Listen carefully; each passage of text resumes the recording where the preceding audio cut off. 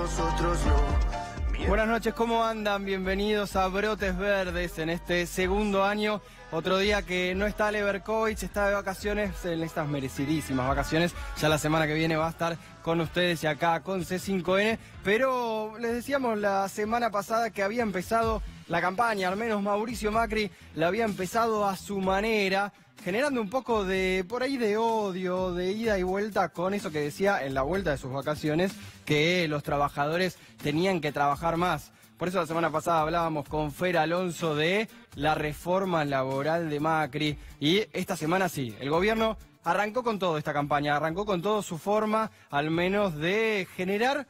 de generar en esta agenda que tiene idas y vueltas, odios y indignación. Habló de de la baja de imputabilidad, habló de los extranjeros que deberían estar en la cárcel o afuera, y ahora volvió con este famoso DNU, con este famoso, generación de hablar de la corrupción. Macri dijo, estamos en contra de las mafias, estamos en contra de la corrupción, y le puso nombre a ese decreto de extinción de dominio tan comentado por estos días, y sobre todo días de furia. Hoy encima hubo un apagón que afectó a más de 300.000 personas en Capital Federal y el conurbano. Tampoco hubo WhatsApp. Son días donde ese odio que el gobierno quiere generar está ahí, fácil de generar. Pero lo cierto es que el DNU, el famoso decreto del cual el gobierno va a estirar estas semanas, estos días, lo hizo al lado de...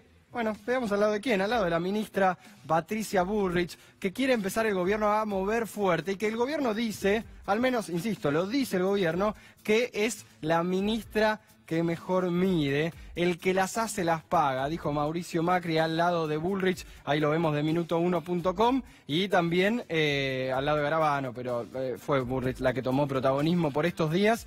Una Patricia Bullrich que hoy dijo esto. Vamos a ver que lo declaraba en una radio La Red. Decía... No, cuando le preguntaban si le molestaba que la compararan o que le dijeran la Bolsonaro con pollera, no me molesta que me comparen con Jair Bolsonaro. Empieza fuerte ahí el gobierno a compararse con el presidente de Brasil, el flamante presidente de Brasil, duro, mano dura, y que también quiere copiar algunas cosas el gobierno. Tal vez no todas, pero algunas sí. En eso metió este decreto que... es muy criticado. Lo vamos a charlar en un minuto con Eduardo Barcesat, pero hoy también vamos a hablar de por qué se genera inflación, de cuánto se llevan las grandes empresas con Fernando Alonso y Victoria Yarrizo, y aparte también de esto, de Brasil. Viene Luciana da Rosa para hablar justamente de este gran problema que se genera en la región, o este gran cambio que se genera en la región. Pero este DNU va a tener consecuencias, eso ya se viene diciendo, pero fíjense, se cuantificó, o se cuantifica, aunque sea, ¿qué consecuencia tiene tener una medida tan electoralista? Fíjense en esta nota de minuto1.com, que también repasábamos lo que pasaba en su momento con la Conarepa y lo que puede llegar a pasar con una comparación que obviamente no es para nada feliz, y es algo que en la vuelta de la democracia se buscó hacer de, bueno, lo que se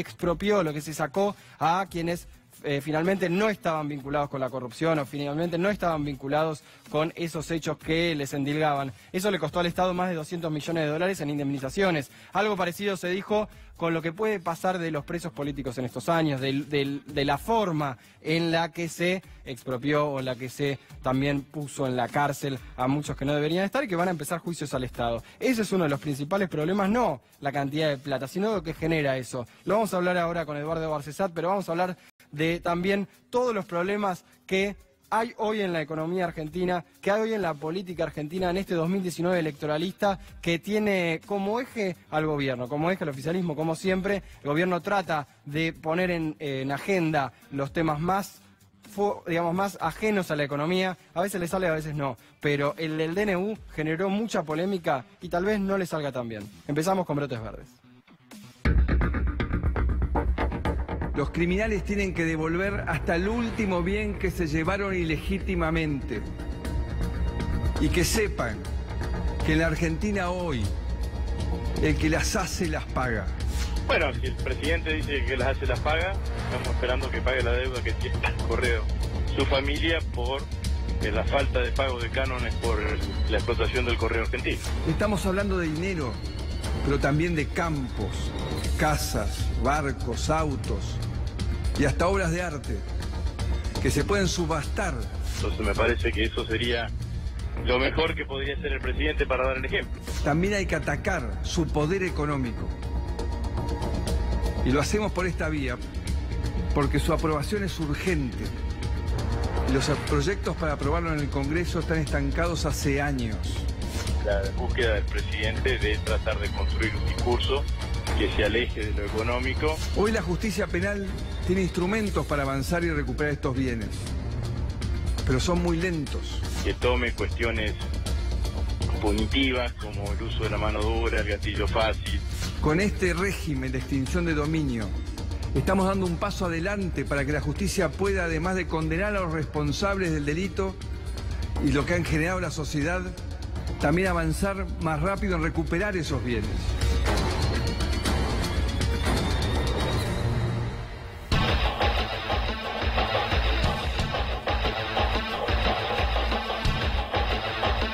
Bien, ya estamos con Eduardo Barcesat, también está sentado Fer Alonso, para hablar de este tema que Macri dice que es el principal hoy en día en la Argentina. ¿Es la corrupción el principal problema en la Argentina?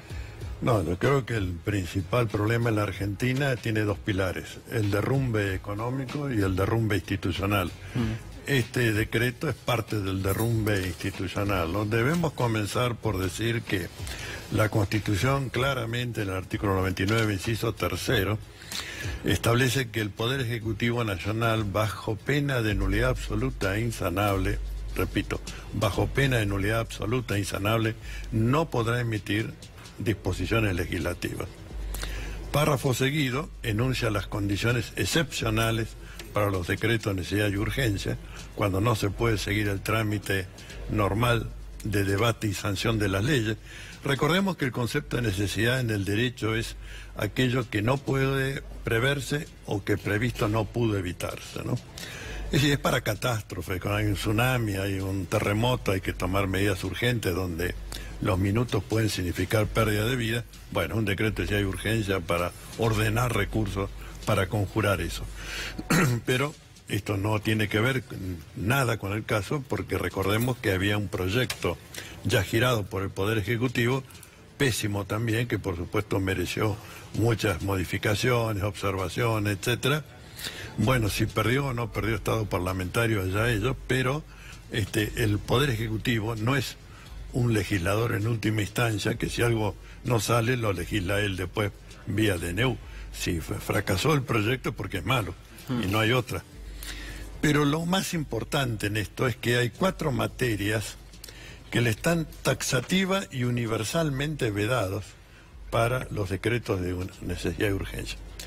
Cuando digo universalmente significa que en ningún caso puede hacer un decreto de necesidad y urgencia en materia penal, que es penal y procesal penal, materia tributaria, régimen de los partidos políticos y régimen electoral.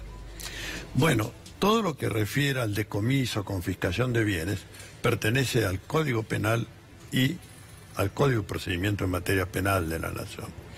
Por más que han querido generar el artilugio de que esto va a ser un procedimiento civil, es un anexo o colateral, accesorio al proceso penal, de manera que es penal. Le guste o no le guste, lo sepa o no lo sepa el ministro de Justicia. Ahora, hay una cosa que llama mucho la atención. Primero es que invierte la carga de la prueba el decreto. Es decir, en vez de ser la justicia la que investiga, es uno el que se tiene que defender y decir yo compré estos bienes bien habidos. Y lo otro es la declaración de hoy de Patricia Bullrich cuando dice vamos a ver si hay algún legislador que se anime a votar en contra, dice, de esta ley en vez de este DNU, ¿no? Es decir, primero, ponen en la obligación de ser el acusado el que demuestre su inocencia. Y segundo, le dicen al Congreso, ustedes no votan una ley, pueden votar un proyecto, pueden voltear o sancionar un proyecto. Es como que siempre invierten todo. Bueno, vamos por lo primero. Es decir, el control de constitucionalidad tiene 2 vertientes. Primero, el control de legalidad, que es examinar si el órgano de quien emana es el órgano facultado constitucionalmente para emitir la norma. Y si el procedimiento seguido es el procedimiento adecuado. Yo estoy hasta acá examinando el primer tramo, es decir, el control de legalidad. Después viene el control, que ya el control de legalidad no lo pasa, pero de ninguna manera, ¿no? Sí, pero ¿qué busca Macri entonces? Bueno, pero ahora vamos al control de razonabilidad, que es la materia que él ha incorporado. Es decir, primero, digamos las leyes que esto modifica. Sí. Modifica el Código Penal, modifica el Código Procesal Penal, modifica el Código Procesal Civil y Comercial y modifica la ley de Ministerio Público Fiscal. Es decir, prácticamente instaura una nueva institucionalidad simplemente para hacer una pantalla de lucha contra la corrupción en la que Macri se presenta como el protohéroe en esa lucha, siendo él mismo el paradigma de la corrupción, ¿no? Y creo que esto hay que decirlo con todas las letras, ¿no? Si hubieran querido hacer algo para combatir la corrupción, bueno, habrían empezado tal vez con no firmar el acuerdo que se firmó con los fondos Buitre, que está siendo investigado y ya hay pedidos de declaración indagatoria. Tendría que haber, de ninguna manera, haber contraído los empréstitos sobre el crédito de la nación, es decir, el endeudamiento que contrajo. Recordemos que el endeudamiento ya supera el monto del Producto Bruto Interno argentino. Sí, pero eso, ¿el gobierno podría tener que responder por eso? Yo creo que sí va a tener que responder y vamos a pelear y luchar para que así sea. Porque aquel que transgrede los límites reglados de sus incumbencias constitucionales tiene que responder por esto. Pero no el acuerdo con el Fondo Monetario Internacional, de acuerdo a la Constitución, tendría que haber sido aprobado o desechado por el Congreso. De hecho, lo hizo. ¿El Congreso lo aprobó? No. ¿Lo aprobó a través de la ley de presupuesto? Bueno, esa es la teoría, la tesis Baglini.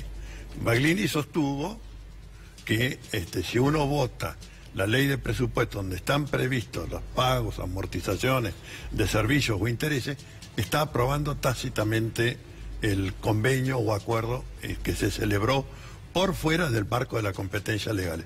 Para mí eso es una burrada, ¿no? Es una burrada porque cuando se trata de una nulidad absoluta, y lo dice la Constitución, no es que lo digo yo, la Constitución dice, si usted legisla, es nulo, de nulidad absoluta e insanable. Es decir, no hay nada que venga después que pueda convalidar algo mal hecho. Entonces, este tipo de nulidades absolutas, insanables, no puede tolerar, digamos, la tesis Baglini, con la cual estoy dispuesto a polemizar en cualquier encuentro académico que él quiera organizar, para decirle que lo suyo es un dislate jurídico en la teoría del derecho, ¿no? Bueno,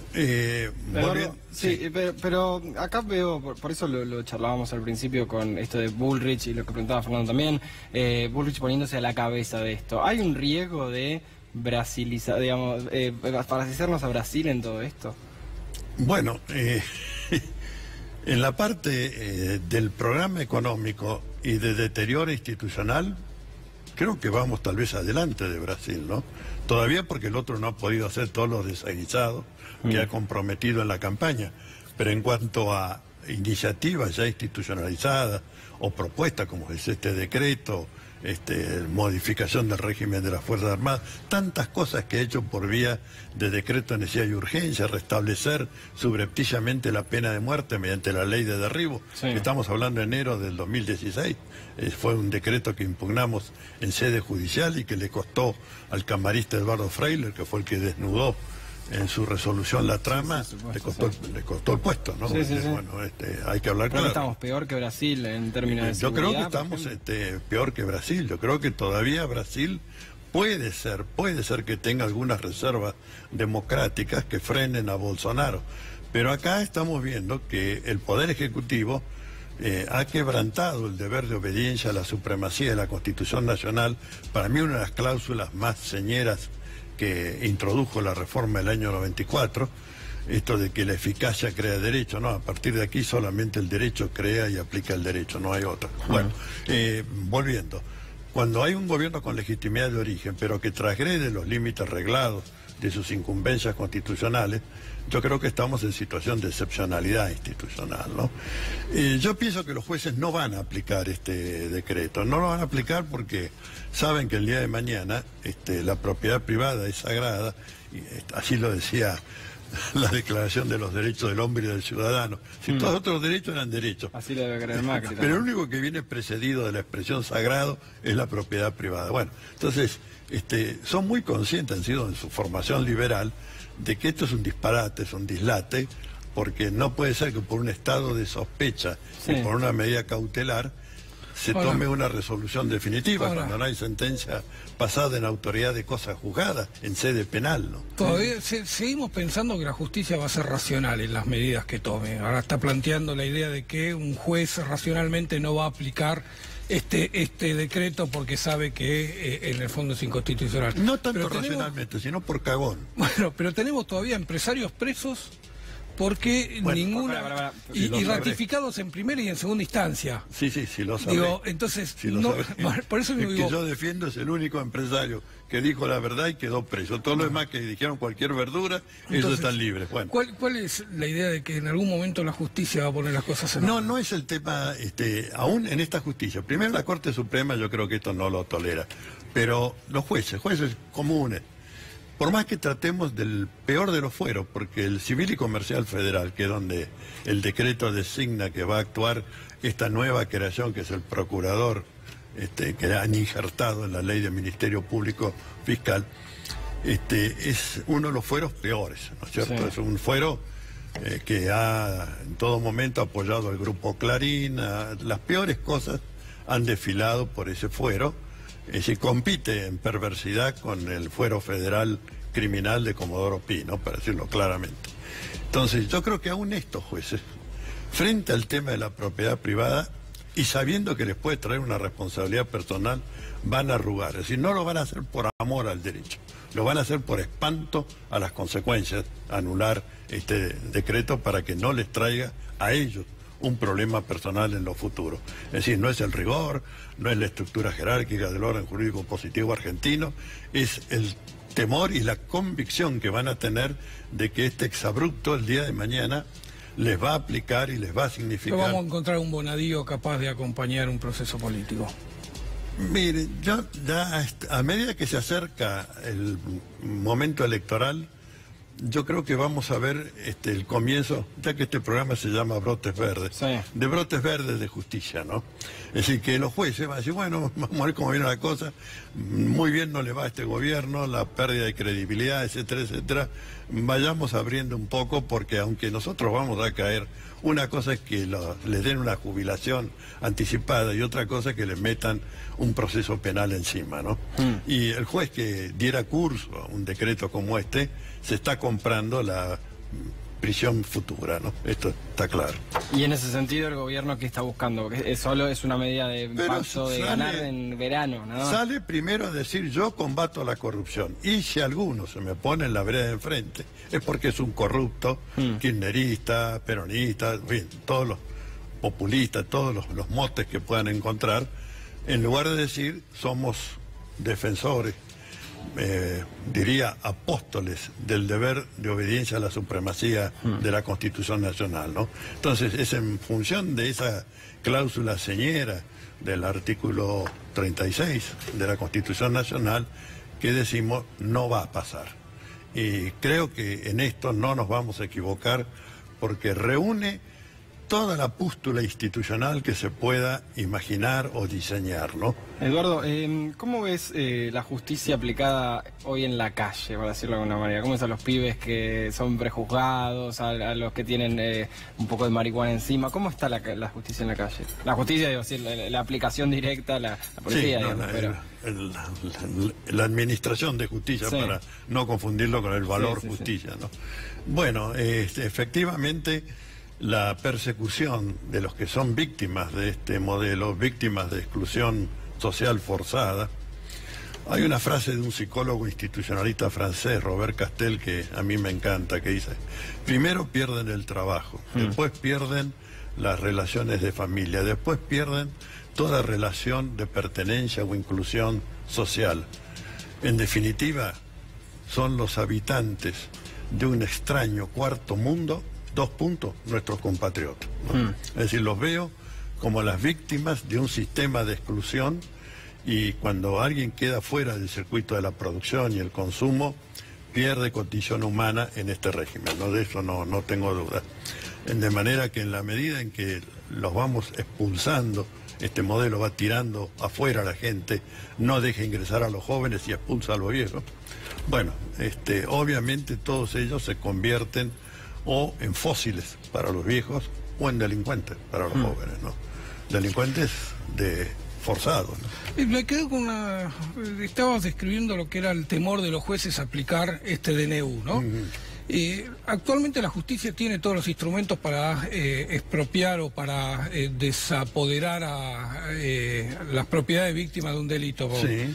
Y eso está administrado por la justicia. Todos los bienes que se secuestran, por ejemplo, al narcotráfico, están administrados por la justicia. Correcto. Va a haber una interna entre jueces a ver quién administra, entre los jueces federales que hoy tienen esa administración y los jueces civiles que van a tener la potestad de desafiarlo y decirle, esta plata la puedo manejar yo ahora. Bueno, el conflicto que esto va a generar está muy bien anticipado en lo que vos decís, es insoluble, porque efectivamente el juez penal va a decir, el proceso penal tiene prioridad sobre el proceso civil, por lo tanto voy a decidir yo qué se hace con las cosas, ¿no? Le va a restar espacio al juez civil.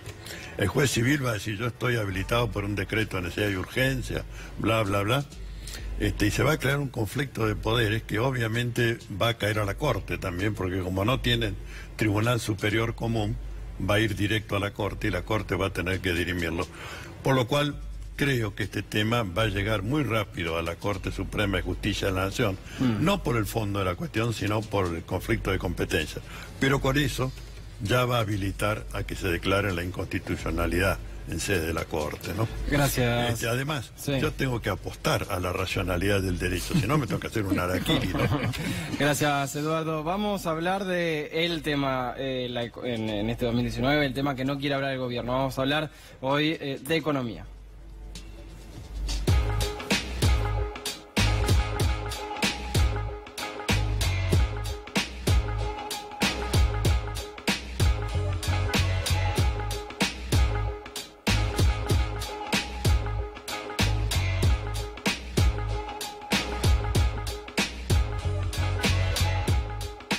Ahora en un minuto hablamos con Victoria Yarrizo. Ella hizo un libro, escribió un libro dedicado a por qué hay inflación. Pero primero vamos a tocar un tema que, justamente parece no tan de acá, pero es muy de acá. La concentración de la riqueza, vamos a hablar, Fer. Sí, porque la organización Oxfam de Londres hace todos los años un informe sobre la concentración de la riqueza y el impacto que tiene en el mundo.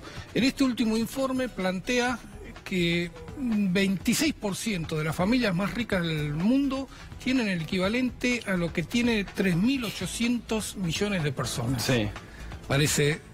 Sí, acá vemos que en realidad es algo que se arrastra hace rato, pero que cada año se concentra más. Sí. Cada año se concentra Esto más. es de la riqueza, no del ingreso. De hecho, mañana vamos a hablar de la concentración o distribución del ingreso, pero esto es riqueza. Esto es riqueza, esta es la riqueza que se genera en el mundo, el PBI del mundo, bueno... cada vez hay una mayor concentración. Y uno busca cuál es el origen de la concentración de esa riqueza. No es solo hacer bien los deberes como empresario. No es que vos tenés una empresa, fuiste exitoso, por lo tanto acumulaste riqueza y está bien a vida. Detrás de esta acumulación de la riqueza hay un proceso político que se está gestando y que está ganando mucho espacio en el mundo, que es el neoliberalismo. Sí, volviendo a ganar, sí. Volviendo a ganar. Un neoliberalismo que durante la existencia del muro tuvo un paso atrás, un paso al costado y dejó a las democracias de Europa ganar esa guerra, invertir en ganar la guerra contra el comunismo. Ahora está pasando la factura y está recuperando protagonismo y está ganando la administración de los poderes. La misma entidad, esta Oxfam, tiene un trabajo que es que tiene que ver con la captura de los gobiernos en América Latina. El informe es sobre cómo el neoliberalismo fue capturando los gobiernos y qué implicancia tiene. Y qué metodología también, ¿no? Para eso. Vamos viendo que lo que preparaste, Fer, porque, bueno, es más o menos lo que vimos viendo, que se vio en este siglo, al menos en las democracias latinoamericanas, ¿no? Tenemos ahí tenemos la primera placa. Santi.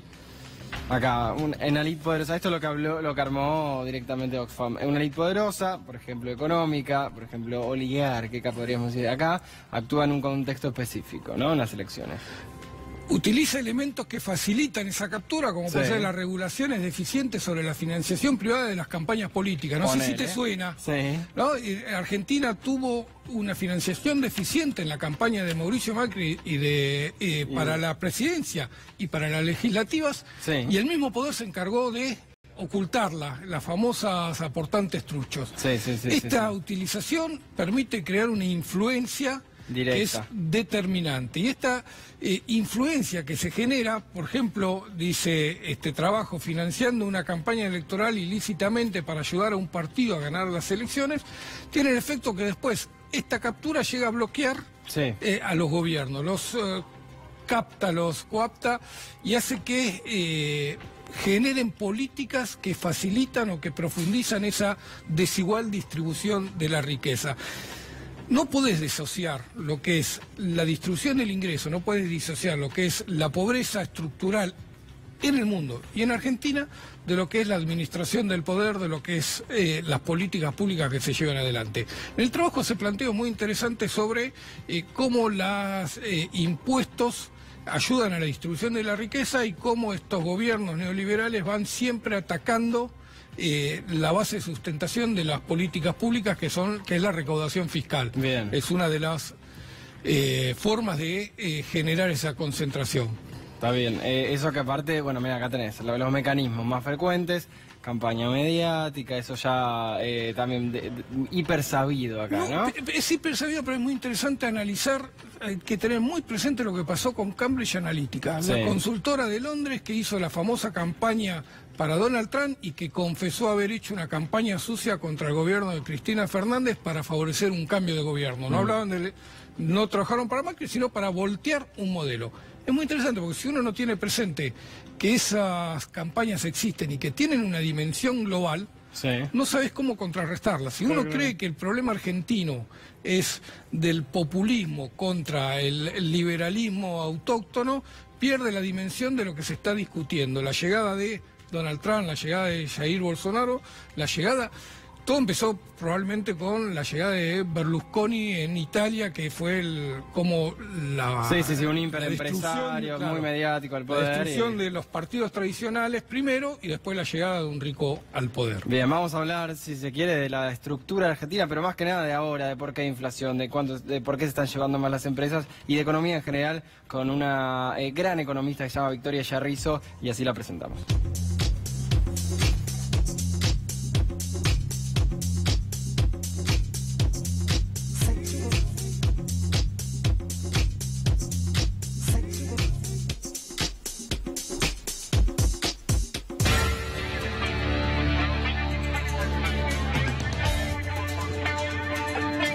El jugo del verano, claro, no tomamos café, hace mucho calor, enero, aparte hoy hubo cortes de luz y también apagones en varias partes, pero vamos a hablar con Victoria Yarrizo. Ella tiene un libro, ahora lo muestro, se llama Atrápame si puedes, el secreto de la inflación argentina, una economista que hace mucho que trata este tema, que estudia este tema, que escribió un libro sobre este tema, pero que aparte, en mi caso, yo respeto muchísimo y está acá en Brotes Verdes para hablar. Hola Victoria, ¿cómo andás? ¿Cómo estás, Darío? Gracias por venir. Ahora muestro el libro, lo pongo acá, lo mostramos, Atrápame si puedes. Muy linda la gráfica, el dibujo. ¿Por qué hay inflación en la Argentina hace tanto tiempo? Y ahora tanto también, ¿no? Para eso hay que leer el libro. Hay que leer el libro, pero vendenos un poco. Un libro muy didáctico, muy bien, muy pedagógico también, así que es fácil de leer. Y que no es para técnicos, es para que la gente lo entienda. Es un libro pensado, lo escribí pensando en chicos adolescentes que quieran entender un poquito qué pasa en la Argentina, porque hace 75 años que vivimos en inflación y cuáles son las causas. Y acá vos me preguntás por qué hay inflación. Yo creo que Hay inflación en la Argentina por un conjunto de factores que muchas veces uno mira la política monetaria y la política fiscal. Y es cierto que la emisión monetaria te genera mayor demanda y que te haya presiona, pesos en la calle. y que haya pesos en la calle, te presiona muchas veces, sobre todo te presiona sobre el tipo de cambio. ¿Por qué? Porque te aumenta las importaciones, entonces hay más demanda de dólares para importar, te aumenta la demanda de dólares para ahorro, muchas veces genera escasez de algunos productos y algunas empresas aprovechan para subir los precios. Entonces, la abundancia de pesos genera inflación, pero mucha de esa abundancia de pesos también se hace para financiar a un Estado que es deficitario. Entonces, muchas veces miramos decimos, bueno, hay que bajar la emisión monetaria o hay que resolver el déficit fiscal, pero no miramos por qué tenemos esa emisión excesiva de dinero o por qué tenemos déficit fiscal, De ¿no? hecho, el gobierno hablaba mucho de eso y no redujo el gasto. Hoy tenemos una inflación, bueno, tuvimos el año pasado la inflación más alta en 27 Exacto. años. Vos fíjate que es el ejemplo más claro, que vos atacaste el frente monetario y atacaste el frente fiscal y no resolviste en absoluto el tema de la inflación. Porque yo creo que atrás tenemos que empezar a mirar por qué tenemos los problemas monetarios y fiscales que tenemos. Y cuando uno empieza a raspar un poquito más abajo, más en la profundidad sobre las raíces de la Argentina, ves un conjunto de factores. Por ejemplo, ves un problema productivo que está instalado y que no es nuevo. O sea, Argentina es una economía pobre o una economía poco desarrollada para el nivel de distribución, de asistencialismo que quiere dar el Estado. O sea, todos estamos de acuerdo. Muchas veces preguntamos por qué Brasil tiene inflación, por qué Brasil y Chile no tienen inflación y nosotros sí. Porque el Estado argentino es un Estado más grande que el de Chile y el Brasil. Y está bueno, muchos de nosotros estamos totalmente de acuerdo que tengamos educación pública, que tengamos salud pública, que asistamos, que asistamos a los sectores más vulnerables. La pregunta es ¿cómo financiamos todo eso, no? Entonces, ahí aparece el gran problema que no hemos sabido aumentar la riqueza argentina en los últimos Ahora, ¿se puede hablar décadas. de una Pará, te inflación pregunta monetaria? Fer, mientras yo te voy a servir el juguito del verano, así al menos le damos contenido a esta parte del programa. ¿Se puede hablar de inflación monetaria cuando tenés una utilización de la capacidad instalada que bordea el 60%? Cuando tenés 40% de los fierros instalados ociosos. Vos fíjate que tenés una recesión muy profunda en la Argentina y sin embargo seguís teniendo inflación. ¿Por qué? Porque este año toda la inflación la tuviste a través del tipo de cambio y a través de la espiralización de la inflación. Entonces, lo que pasa es que aún teniendo esta evidencia, seguimos aferradas a las mismas teorías, a las mismas recetas.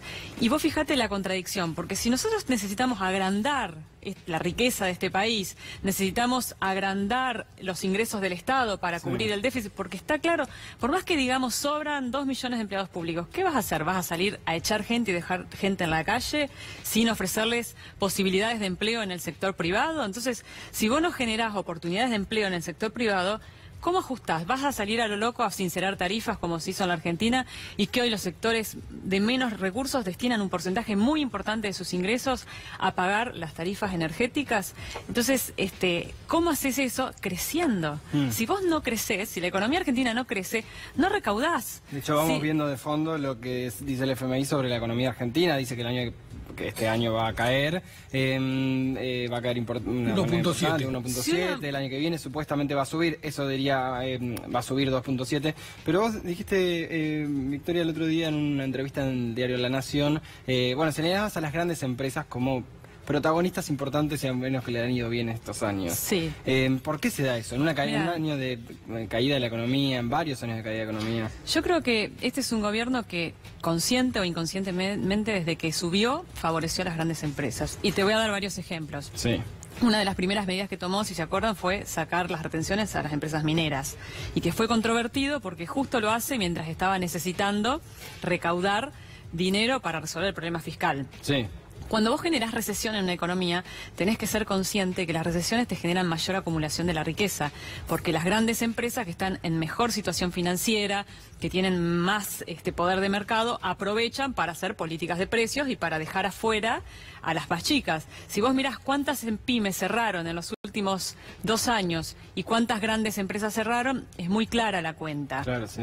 Si vos ves qué pasa en los hipermercados o cuáles son las políticas de precios de los hipermercados, vas a ver que Argentina, en recesión, cualquier país se genera una mayor acumulación de riqueza.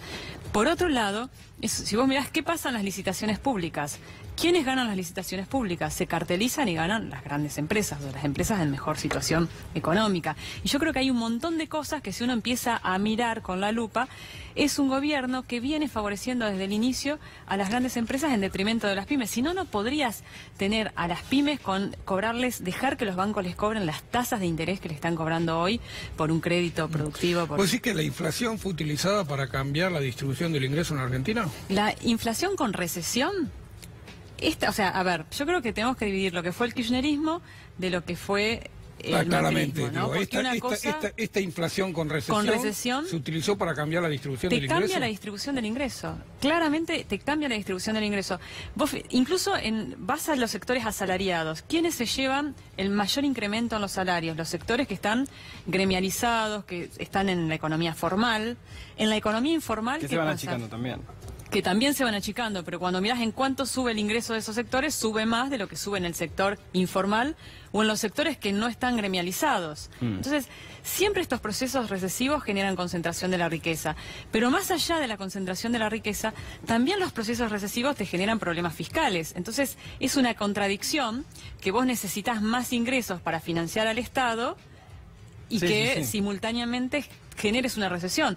Por otro lado, es una contradicción que este gobierno que tanto habla o que mucha gente habla de que sobra empleo público, que multiplicó la planta de empleados públicos en los últimos años. Entonces, todo es contradictorio, porque ¿por qué lado hizo el ajuste? Por el lado de las tarifas, buena parte, ¿no? Quitando subsidios. O sea, un poco para volver a la parte de las grandes empresas y tanto cierre de oferta, para decirlo de alguna manera, demanda y oferta generan o tienen un desequilibrio ahí, porque básicamente desaparecen muchas empresas y las empresas que quedan, que son las grandes, que son las que pueden tener un poco más de monopolio o oligopolio, suben los precios.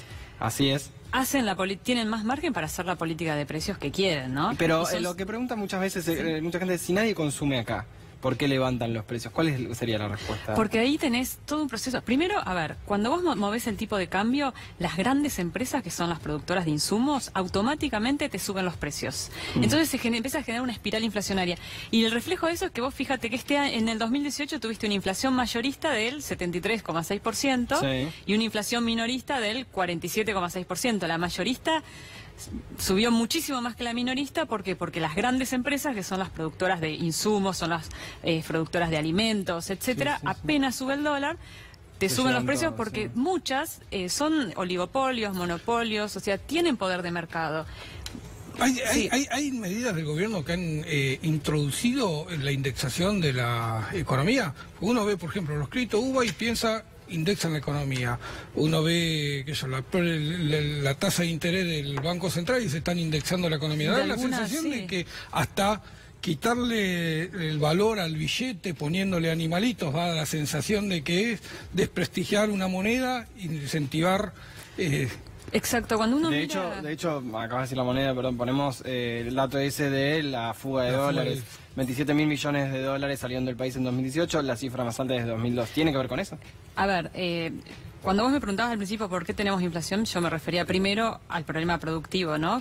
O sea, tenés un gran problema productivo que te obliga a tener déficit, te obliga a acudir a la emisión monetaria, entonces eso te genera debilidad en tu moneda y te genera mucha incertidumbre porque, ¿qué pasa? Argentina tampoco exporta demasiado, entonces tenés déficit comercial, déficit en cuenta corriente, quedás muy expuesto a la salida de divisas. Pero más allá de eso, o sea, el año pasado tuviste una devaluación del 100% y eso se te traslada todo a precios. Pero después tenés otro componente que son los sectores que espiralizan la inflación, que es de lo que se habla poco. Y ahí tenés muchos focos de espiralización y uno de esos focos es lo que vos hablás. Por ejemplo, las tasas de interés. Si uno mira el año pasado, vos destinaste más de 100.000 millones de pesos, creo que son 150.000 millones de pesos, a pagar intereses del EVAC. Entonces, por otro lado, cuando vos subís las tasas de interés, la tasa de interés del Banco Central, que se usa de referencia después para la tasa que cobran los bancos, tenés que saber que estás subiendo los costos financieros de las empresas. Y eso te genera más costo de producción. Ahí tenés un foco latente de presión, de presión sobre los precios. Pero vamos a otro foco latente de presión sobre los precios, los impuestos. El aumento de la presión fiscal que has tenido también desde el 2008 hasta ahora ha sido altísimo. Y el Estado, cada vez que te aumenta la presión fiscal, te está presionando sobre los costos de producción de las empresas. Ahora, si pensamos no en las empresas, sino en el resto, en las personas físicas, el gobierno decía mucho cuando estaba en la oposición que la inflación a los que más afecta es a los pobres. ¿Eso es así? ¿Depende de la inflación? ¿Cómo es? La inflación generalmente afecta a los más pobres por un poco lo que te decía antes. La persona de menores recursos generalmente trabaja en el sector informal. Sí. Tiene más problemas para conseguir un aumento en sus ingresos. Cuando vos ves cómo se mueven los precios en la economía social, en todo lo que son las ferias, los vendedores ambulantes, vos vas a ver que el ajuste de precios ahí es muy extraño. Porque no es un ajuste como pueden hacer los comercios, que todos los meses por ahí te ajustan algo, que miran cuánto subieron sus costos y te ajustan. Ellos tienen, por ejemplo, te compran un producto en el 11 que revenden o fabrican un producto y te lo cobran a 100 pesos. Y te lo van a cobrar a 100 pesos por mucho tiempo. La inflación, mientras tanto, en los otros sectores sube y capaz que esos pasan 6 meses o un año hasta que te vuelven a ajustar y te van a ajustar en un precio redondo, 120. Y mucho ajustan en función de cuánto puede pagar la gente.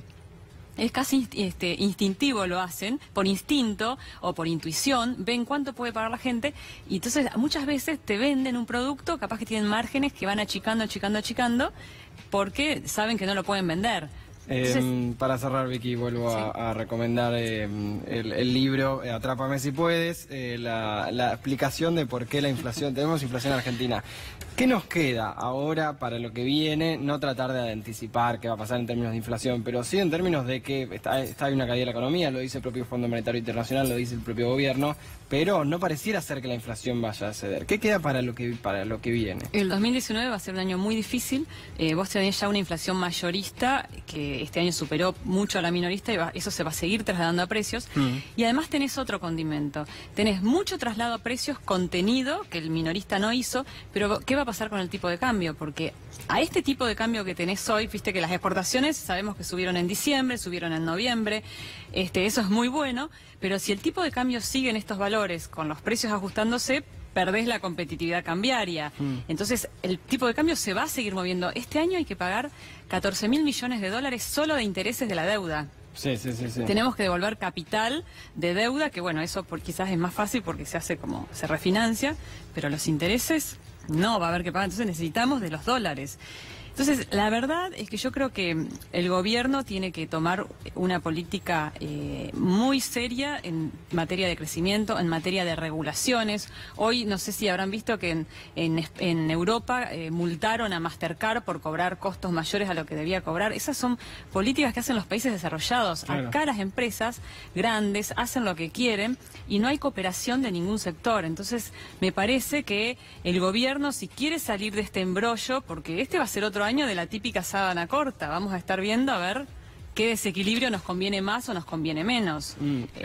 Ahora sí, la última, perdón que estire, pero ¿por qué los economistas más encumbrados, y ahí no decimos los y las porque son por lo general varones, no, son todos, la mayoría hombres, que le pifian tanto, siguen siendo tan encumbrados, pifian tanto en cómo va a ser la inflación, cómo va a ser el crecimiento, y siguen siendo parte de la élite de los economistas? Yo creo que primero predecir en la Argentina es muy difícil. A ver, ¿cómo predecís en una Argentina que no sabés qué va a hacer mañana el gobierno? O sea, que no sabés ni quién va a ser el próximo gobierno, ni qué va a ser, porque acá se va Macri, viene otro gobierno y cambia todo, no hay continuidad en las políticas. Que hay tanta desconfianza sobre la moneda. Es muy difícil predecir. Pero además y acá quiero hacer una autocrítica también para todos nosotros, porque a mí me pasa mucho con el libro, ¿no? La derecha lee el libro y la verdad que te dicen cosas horribles, agresivas, ¿no? Cosas horribles. Espantosas, pero no importa porque yo ya lo sabía. Pero yo creo que el problema que tenemos es que nos encerramos mucho en determinadas estructuras teóricas, ¿no? Sí. Es como que estudiamos la teoría económica y creemos que esa es la verdad revelada.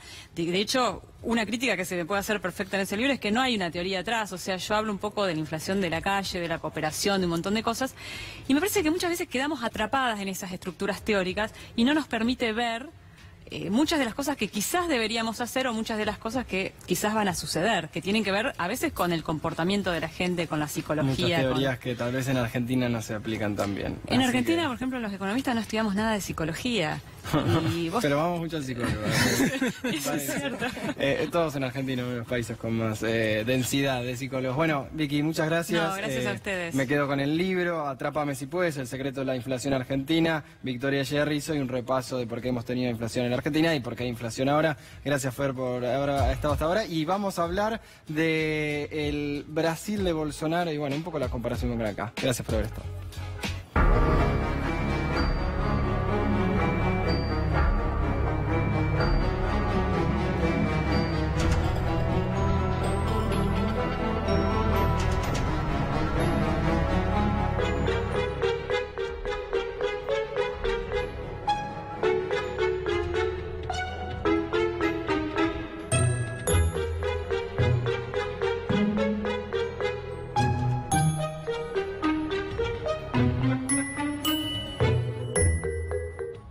Ahí estaba Macri con Bolsonaro. Estamos con Luciana Rosa, ella es periodista brasileña, vive en Argentina, pero viaja mucho y conoce mucho la región.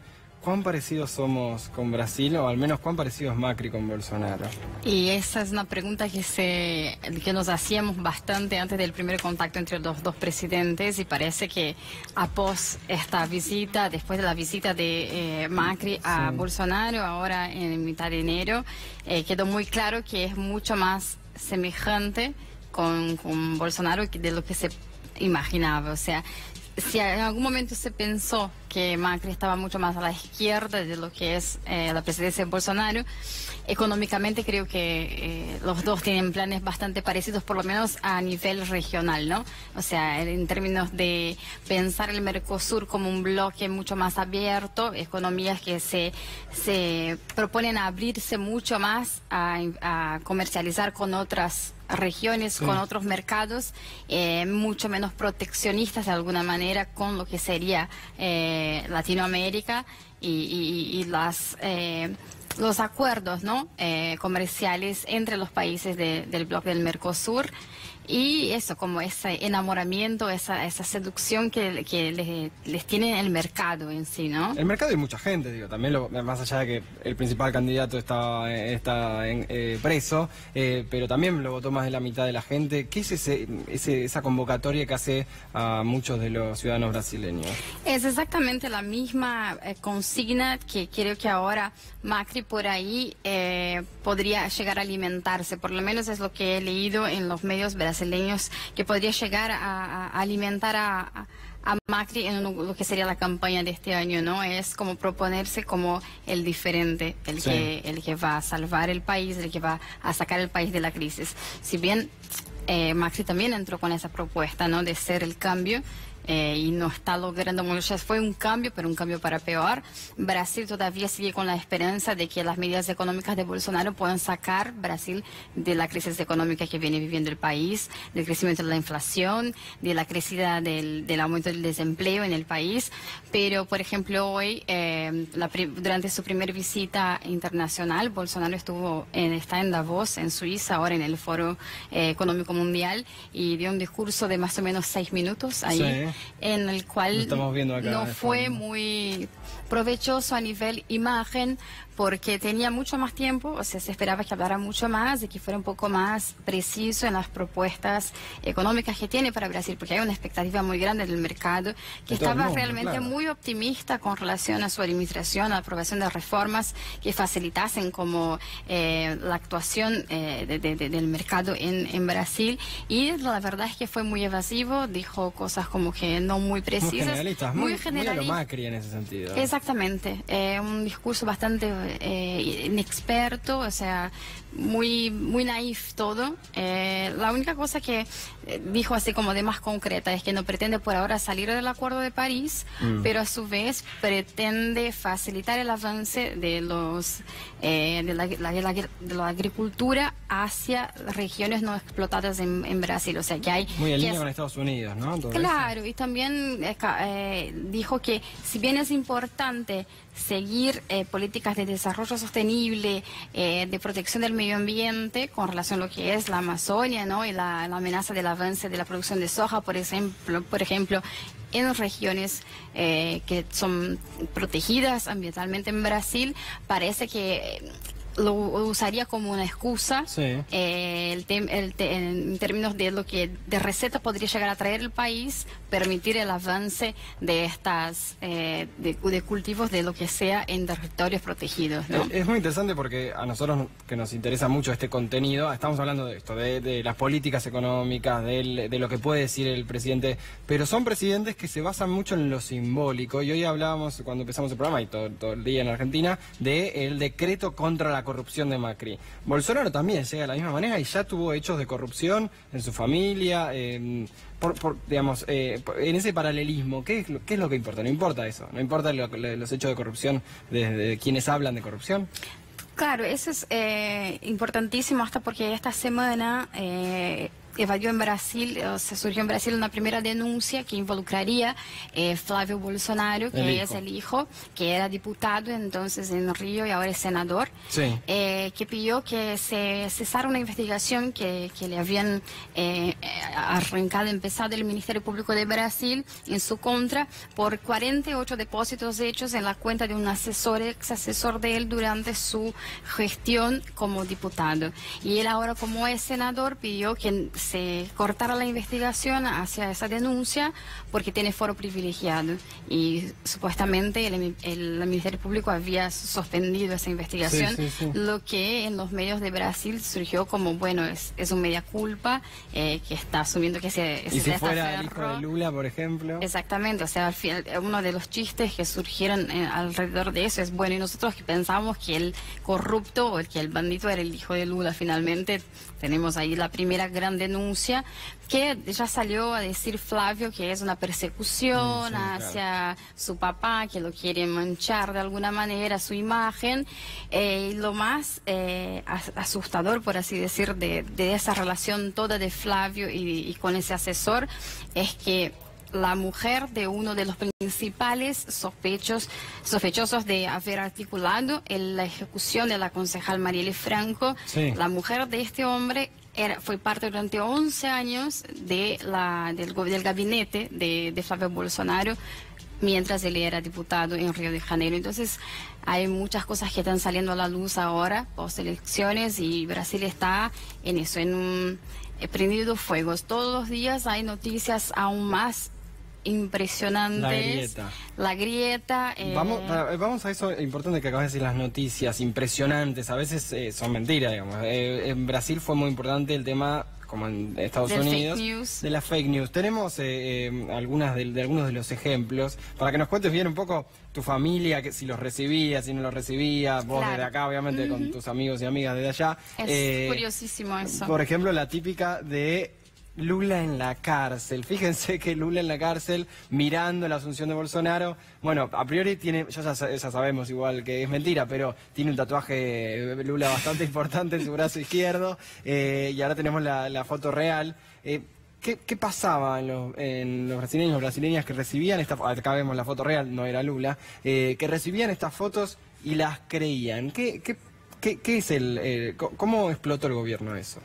Es curiosísimo, pero de alguna manera la campaña de Bolsonaro, que se basó en esa distribución de noticias falsas por grupos de WhatsApp, por videos de YouTube, o sea, fue muy fuerte, tanto que la gente sigue informándose hasta el día de hoy a través de esos videos que circulan de fanáticos de Bolsonaro, de seguidores de Bolsonaro. En mi casa, por ejemplo, un tío que votó a Bolsonaro sigue mirando a diario eso en lugar de mirar las noticias.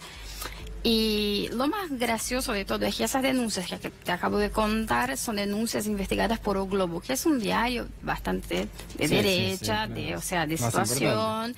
Es el más importante, pero muchos de sus electores piensan que algunos de los principales medios en Brasil están comprados por la izquierda. O sea, hay un combate a una ideología. O sea, se distribuye esta foto, O Globo, que es el más importante, que tiene una línea claramente, si es derecha, o mucho menos voltada a Lula. Claro, pero aclara que es mentira la foto y no le creen.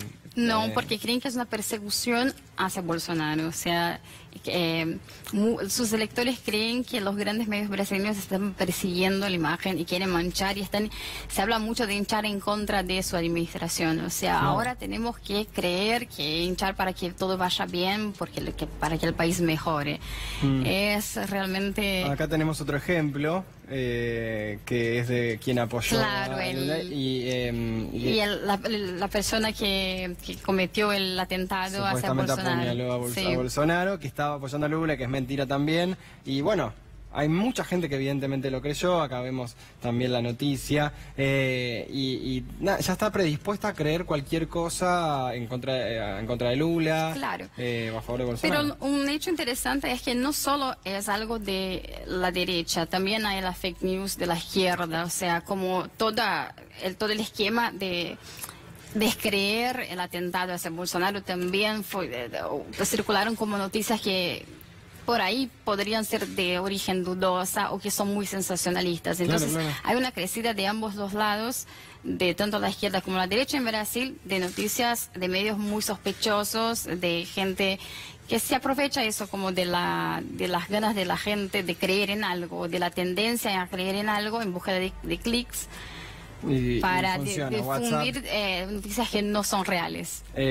Acá hay que tener también mucho cuidado porque puede pasar mucho, de hecho pasa y también. Puede decidir elecciones, o sea que es algo que podría ser prevenido antes de que llegue octubre y que eso pueda convertirse en un resultado electoral. Lu, muchas gracias. Hablamos de economía, de política, de fake news, hablamos del escenario internacional de Brasil. Todos los temas los tocás perfectamente, así que muchas gracias. La recomiendo seguir en todas las redes y también acá en Argentina vamos a volver a invitarte. Llegamos al final, gracias por haber venido. Gracias por la invitación. Y les agradecemos por habernos acompañado a ustedes acá en Brotes Verdes. La semana que viene, el martes a las 22, va a volver el conductor posta, Ale Berkovich, después de sus merecidas vacaciones. Y ustedes se quedan acá en la continuidad de C5N con No Te Duermas, que está Pablo Mesina con toda la información. Gracias.